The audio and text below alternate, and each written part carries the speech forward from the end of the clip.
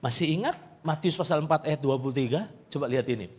Yesus pun berkeliling di seluruh Galilea, ia mengajar dalam rumah-rumah ibadat, dan saya tertarik dengan kata ini, dan memberitakan Injil kerajaan Allah, serta melenyapkan segala penyakit dan kelemahan di antara bangsa itu.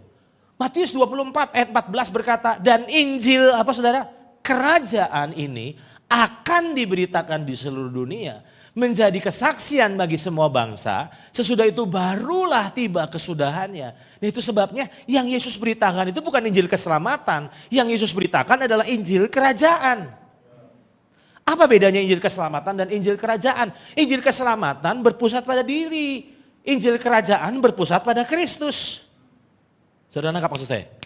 Nah hari ini saudara menjalani hidupmu di atas dasar Injil keselamatan atau Injil kerajaan. Kalau Injil kerajaan Tuhan ngomong begini, bertobatlah kerajaan Allah sudah dekat. Artinya selama ini tanpa sadar gereja lebih memberitakan Injil keselamatan. Kamu bangkrut, kamu butuh Yesus. Kamu sakit, kamu butuh Yesus. Terus apa yang terjadi? Tanpa sadar semua sedang salah arah menurut saya. Oke, sekarang beralihlah dari membutuhkan Tuhan menjadi mengabdi sama Tuhan. Bukan mikir apa yang Tuhan bisa beri, tapi harusnya kita mikir apa yang saya bisa beri. Itu bedanya, nangkap gak sama saya? Bukan gimana ya supaya saya dapat lebih lagi dari Tuhan ya. Bukan, beralihlah dari membutuhkan Tuhan jadi mengabdi sama Tuhan. Dari membutuhkan Tuhan beralih menjadi apa saudara? Mengasihi Tuhan. Nah itu sebabnya waktu saya renungkan ini, waktu Tuhan singkapkan ayat-ayat ini saya jadi resah. Kenapa saya resah? Karena ternyata kekristenan hari-hari ini sedang salah arah. Lihat ini. 1 Petrus pasal 1 ayat 18, perhatikan ayat ini. 1 Petrus pasal 1 ayat 18. Sebab kamu tahu bahwa kamu telah ditebus dari cara hidupmu yang sia-sia. Kata cara hidupmu yang sia-sia di dalam terjemahan firman Allah yang hidup diterjemahkan kehidupan yang sia-sia. Di dalam terjemahan bahasa Inggrisnya digunakan kata useless. Tuhan itu menembus hidupmu dari useless life jadi useful life. Pertanyaan saya, kehidupan yang sia-sia itu apa sih?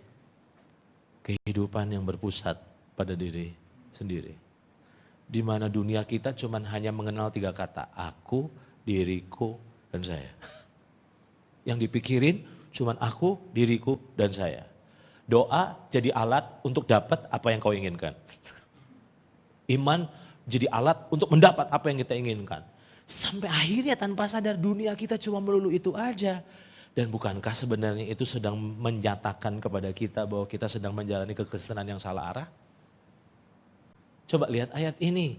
Saya bombardir saudara dengan ayat-ayat yang harusnya semakin menyadarkan kita bahwa kekristenan itu ternyata Christ center dan bukan self center. Perhatikan ini. Galatia 2 ayat 19 sampai ayat 20. Coba lihat ayat ini. Sebab Paulus bilang begini, aku telah mati oleh hukum Taurat untuk hukum Taurat. Saya tertarik dengan kata ini. Supaya Tuhan hidup untukku. Supaya apa? Supaya aku hidup untuk Allah. Come on.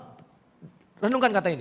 Terus, aku telah disalibkan dengan Kristus. Namun aku hidup, tapi bukan lagi aku sendiri yang hidup. Kembali lagi, udah bukan self lagi, tapi Christ.